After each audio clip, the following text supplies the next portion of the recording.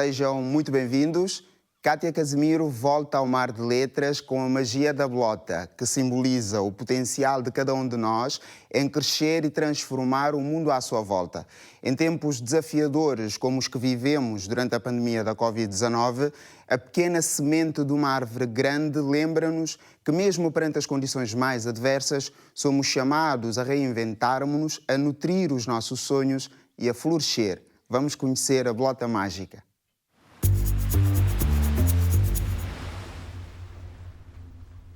Kátia, muito bem-vinda. Obrigado por teres aceitado o convite de voltar ao Mar de Letras, agora com uma nova cara, não é? E neste caso uma cara amiga. E por isso mesmo vamos dispensar as formalidades e pergunto-te assim muito diretamente, porquê é que a bolota é teimosa? Olá, obrigada, também agradeço o convite. Para mim é sempre uma alegria poder estar aqui convosco. A bolota mágica é uma bolota rebelde, não é?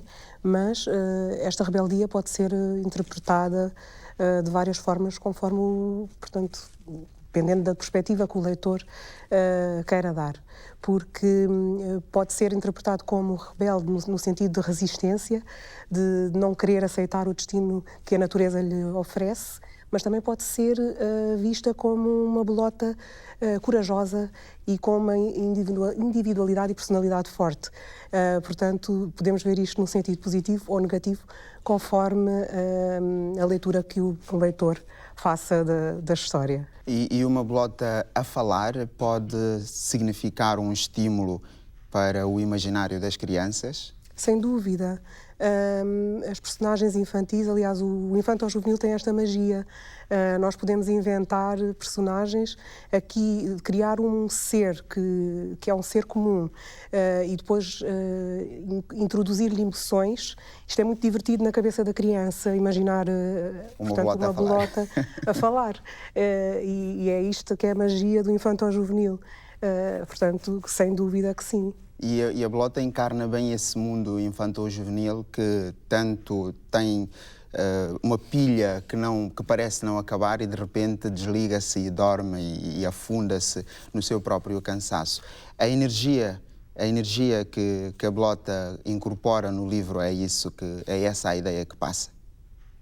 Não, portanto, aqui a bolota, no fundo, obriga-nos a ter uma conexão forte com a natureza e ensina às crianças que até o mais pequeno ser tem a sua importância, não é?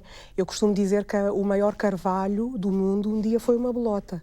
Então é aqui esta conexão com a natureza e ensinar isto um bocadinho às crianças. Essa conexão com a natureza, portanto, é uma questão a cultivar, sobretudo nestes tempos em que se fala muito das crises ambientais e das alterações climáticas. É esse o debate que pretendes também suscitar? Não diretamente. Pensei mais, quando escrevi, inspirei-me mais na lei da semeadura. O que nós plantamos é aquilo que nós vamos colher. E então é nesse sentido que a protagonista, ou uma das personagens, a principal é a bolota, depois existe outra personagem, que é um ser humano, uma menina, mas no sentido de perceber que aquilo que nós semeamos é aquilo que nós vamos colher. Independentemente do serrote querer tocar música e do piano querer cortar madeira, não foram feitos para essa finalidade. Portanto, se o artesão que os construiu não os fizer de forma correta, se eu não lançar a semente numa terra fértil, ela não vai dar frutos, mas ninguém vai plantar maçãs à espera de depois escolher uma bananeira, não é?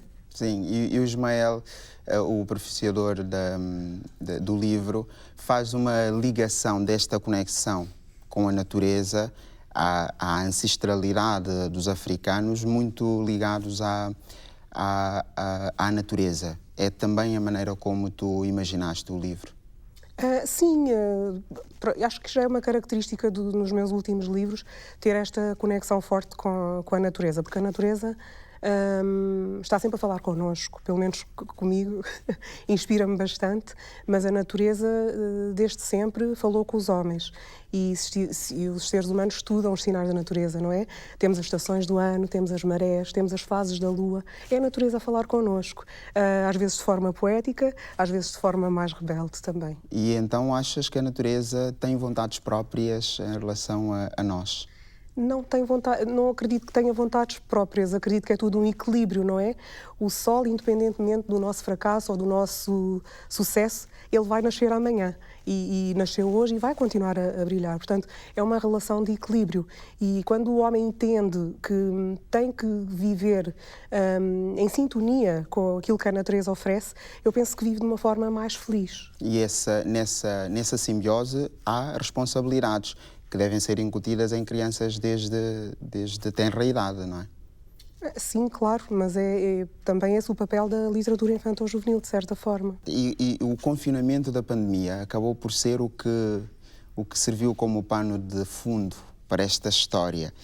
Significa que a ausência da liberdade, ou pelo menos a restrição dela, teve um impacto positivo em ti? É assim, não foi um impacto positivo, porque aquele período imenso em que estivemos confinados, eu acho que teve algum impacto negativo nas pessoas e em mim também, não fui exceção. Mas dentro do negativo, eu tentei transformar aquilo que podia ser uma coisa trágica ou depressiva, tentei transformar isso em algo produtivo. Então eu fui buscar o lado mais positivo, que foi desenvolver novas habilidades, aprender novas coisas e, entre elas, escrever novos contos. Então transformei aquilo que foi uma fase menos positiva para todos na sociedade, ou mundialmente falando, e tentei ir buscar o melhor que podia e transformar isso em algo concreto que resultou em algumas obras. E o que é que achas que a pandemia ensinou à humanidade? Ensina tanta coisa, dependendo da vontade que a humanidade tenha de aprender, que até agora não percebi se estamos todos no mesmo barco ou não. E vamos voltar à questão da teimosia da bolota, que já fizeste uma menção disto, mas eu queria explorar um bocadinho mais esta questão da teimosia e, sobretudo, de aceitar o destino.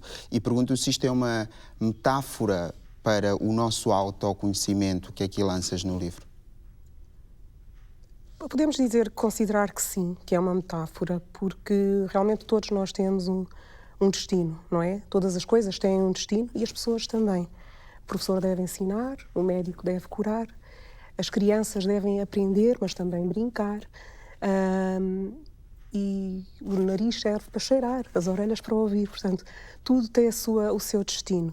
E aqui, quando mencionas a teimosia não é algo de todo negativo. Certo. Porque quando somos teimosos, só por ser, logicamente, que não correm bem as coisas, mas quando temos uma teimosia em que está aberta ao diálogo e à flexibilidade de escutar o outro, às vezes podemos até definir novas rotas ou seguir em frente naquilo que já estávamos a teimar.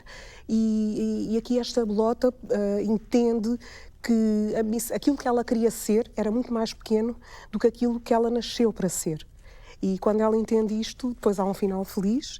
Daí a metáfora do autoconhecimento e da exploração do potencial que há em cada um de nós. E tu exploraste bem o potencial de uma das grandes figuras das artes plásticas quando o convidaste para ilustrar contigo, para ilustrar, aliás, este livro. Como é que foi essa tua experiência de trabalhar à distância com o Ismael Yatta, que ilustrou o livro? É assim, eu já estou habituada a trabalhar à distância com os ilustradores, portanto, não foi uma experiência diferente. Aqui, mas neste caso, Ismael vive na Guiné, não é?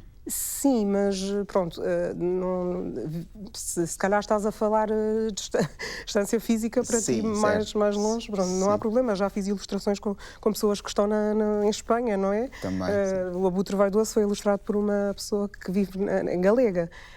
O Silvio Spínola fez-me parte das ilustrações aqui, outras em Cabo Verde, portanto não é algo novo para mim, já estou habituada a isso. E aqui com a internet ou com nem internet. Pronto, nós aqui falamos digitalmente falando, estamos juntos, estamos próximos. E a dificuldade foi mais realmente na primeira ilustração. Ele captar aqui, é a primeira vez que nós trabalhamos juntos, eu e Ismael Jata, embora eu seja grande fã da sua arte plástica. E então a primeira ilustração foi a mais difícil, que foi precisamente definirmos a bolota, não é? A imagem da bolota. Mas depois ele fez aí uma ilustração lindíssima, enorme nela. Houve alguns reajustes, portanto que eu também estava ali um bocado teimosa, que queria assim, queria assado. E ele também até captar essa primeira... em estarmos em concordância, não é? Mas a partir daí fluiu tudo muito facilmente. Pois, porque também as ilustrações contam histórias. As ilustrações falam. E é desta vez que chegas à Guiné-Bissau com as tuas obras? As minhas obras já lá estão. Não, mas para as apresentar lá... Pronto, sim, porque não? Mas as minhas obras, desde que eu estive aqui no último Mar de Letras, se calhar há 2 anos, não me recordo muito bem, logo passado esse programa, passado uma semana ou quê, a minha editora levou as minhas obras, na altura o Abutre Vaidoso e a Cana de Bambu, para as bibliotecas lá no arquipélago dos Bijagós. Eu agora recordo-me da Biblioteca Escolar de Orango, pronto, esta tenho a certeza, mas os livros não estão lá a ser comercializados como acredito que é difícil para quase qualquer autor guineense, não é a indústria igual a que temos aqui, mas estão lá a ser lidos, portanto, as crianças já têm acesso àquilo que eu escrevo, que me deixa muito feliz, e há cerca de 2 anos para cá isso já tem acontecido, porque a editora já está no terreno e distribui os meus livros por lá, as crianças já leem as minhas histórias. E fica um desejo de um dia poder fazer uma grande apresentação das tuas obras lá, ou nem por isso? Sim, porque não? Porque não? Claro que sim. Nesta relação com o Ismael Jata, não achas que pode de alguma forma despertar ainda mais esse interesse? Porque ele próprio também há de ter o interesse em que em conjunto façam esse grande lançamento na Guiné. Sim, e não só. Portanto, tenho todos os outros livros em que já foi falado, já foi planeado muitas vezes. Há sempre qualquer coisa que interrompa aqui o processo, mas é como eu digo, todos temos um destino e todos temos o tempo das coisas acontecerem. Mas sim, estarei pronta quando for a altura certa para fazer o lançamento. Esse lançamento. Então, Cátia, vamos fazer uma pequena pausa e já voltamos à conversa, porque agora é o momento para ouvirmos a leitura de um excerto do livro Bolota Mágica, lido por alguém que acompanhou de perto a carreira literária de Cátia Casimiro, o escritor guineense Tony Checa.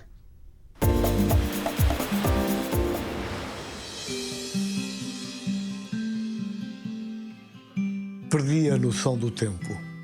Uma vez, dei conta de que fiquei ali a manhã inteira. Mas queria mesmo plantar uma bolota. Parecia que elas chamavam por mim. Não sei explicar porquê. Havia várias, bolotas de vários tons com vários tamanhos. Umas castanhas claras, outras castanhas escuras, umas ainda com tons verdes. Escolhi a maior que tinha, a mais bonitinha. Estava ao meu alcance. Nem foi preciso nenhuma escada para apanhar. A bolota que eu queria plantar era castanha, cor de avelã, e tinha pequenos pontos verdes quase imperceptíveis. Não tinha fungos nem germes. Estava limpinha. Escolhi um lugar onde a planta pudesse crescer à vontade, com muita luz solar e virada para o oeste. Separei a bolota escolhida das outras, mas quando peguei nela, juro que a bolota começou a ralhar comigo. Caramba, o que é isto? Uma bolota a falar? Assustei-me e deixei-a cair.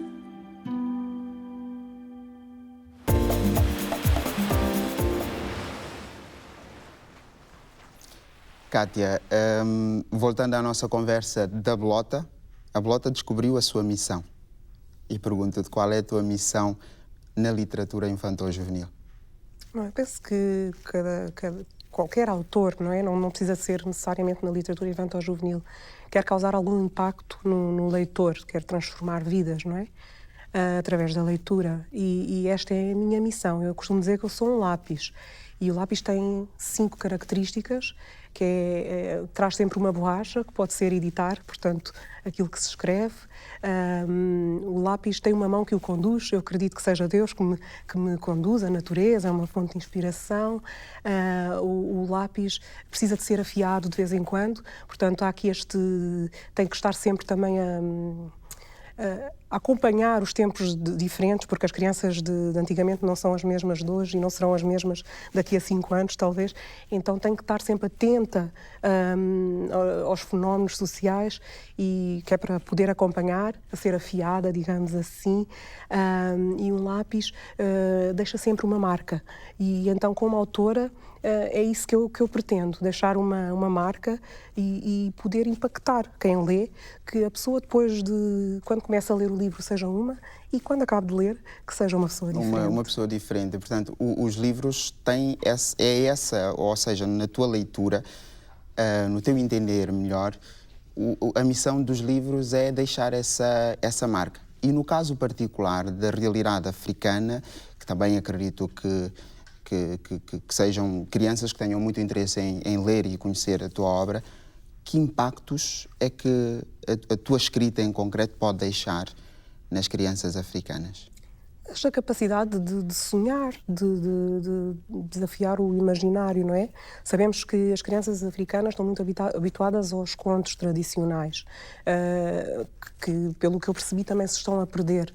E deixar isso escrito, embora sejam aqui os contos que eu escrevo não são os tradicionais, são portanto, reinventados, mas deixar isso escrito deixa um conteúdo para que possam tê-lo, não é? Que possam ler e que fique, digo que a literatura fica eterna, está escrito. E sabemos que a África, no seu conjunto, no geral, é o continente onde tem a população mais jovem, enquanto aqui na Europa a população está mais envelhecida. E a África, os homens, as crianças que estão lá hoje vão ser os homens da amanhã. Portanto, o futuro passa também por África. E a base da sociedade são as crianças. Se nós não investirmos na literatura para elas, que tipo de semente é que estamos a lançar? E como é que achas que se deve fazer a conjugação da oralidade, que é uma realidade assente no caso de alguns países da África? Não podemos falar da África no geral, mas pelo menos na Guiné-Bissau a realidade continua a ser muito marcada. Como é que achas que a literatura escrita pode aqui entrar para potenciar melhor ou transformar essas histórias contadas oralmente para a transformação da sociedade? Portanto, é haver aqui um mercado que não existe. Estamos a falar aqui de uma coisa que é muito difícil, mas que eu penso que agora eu vejo a internet como aliada. Se o livro não pode estar lá fisicamente, porque ainda é muito caro ter lá o livro fisicamente, ele pode ir em formato e-book. E todas as crianças hoje em dia já sabem mexer num tablet e num telemóvel. E se não conseguem visualizar o livro, podem fazer um audiobook, podem ouvir uma história. Então eu acho que há sempre muitos mecanismos que nós podemos usar a nosso favor, de forma a educar as crianças. Porque se elas estão lá à procura de outros conteúdos, se houver conteúdo infanto ou juvenil com um mínimo de qualidade e que seja atrativo, eu acho que as crianças vão gostar de ouvir, vão gostar de cantar, vão gostar de ler, vão gostar de ver só. E quando sabemos que a realidade na Guiné-Bissau, em termos de comercializar um livro infantil, é difícil, não é? Sim, publicaste também O Velho Baú, numa coletânea chamada Avós e Netos. Que história que conta esse velho baú? Olha, é uma história, Avós e Netos, uma viagem de afetos, é assim que se chama a coletânea. Então foi um desafio muito interessante, onde somos 60 autores, onde 30 são avós. Eu ainda não sou avó, então faço de parte dos 30 dos netos. E para mim foi muito marcante, porque eu perdi a minha avó o ano passado, então ter que mexer aqui nestas memórias e escrever um conto, para mim foi mesmo uma viagem de afetos. E isto foi um convite da professora Aida Batista e da Manuela Marujo, que tem este projeto, e quando elas me convidaram, eu prontamente aceitei, como é lógico, mas nem sequer desconfiava que depois fosse mexer tanto nas minhas emoções, porque tive que ir ali reviver. Então escrevi um conto que é ficção e a realidade, que é o Velho Baú, porque todas as avós, eu não sei, e as mães tinham aquela arca em casa onde guardam lá as coisas, e a minha avó, quando nós íamos lá à casa dela, às vezes aparecia assim com coisas do nada, né? Um chocolatinho, um bolinho que não estavam nos sítios que nós pensávamos que estariam, que ela guardava. Uma prenda, uma coisa qualquer. E então eu transformei isso como sendo que nós sabíamos que estaria no velho baú. Então que tudo que ela tirava está ali escondido no velho baú. É uma pequena homenagem que fiz a todas as avós, mas especialmente à minha avó materna. A tua avó materna que contribuiu muito para a tua ligação, para manteres, aliás, a tua ligação, porque cresceste cá em Portugal, tiveste uma relação com a Guiné-Bissau, o teu país de origem, mas uma relação à distância, embora muito próxima. No entanto, trazes essa relação também refletida nos teus livros. A Cana de Bambu é um exemplo em como... A bisavó, que ainda tive esse privilégio de ouvir as histórias da minha bisavó também. Como é que é conjugar estas duas realidades? A realidade guineense, que te marca, que continua muito viva em ti, e esta realidade europeia que também te preenche, te complementa, não é? Para mim é natural, não é nada que... não é nem difícil nem fácil, portanto é algo que é muito natural. Sempre convivi com estas duas realidades. Eu costumo dizer, a Guiné-Bissau foi o país que me escolheu para nascer, portanto é a minha pátria amada, mas Portugal é o país que nós escolhemos para viver e que também é a minha pátria amada. Então, para mim isto é tudo muito natural.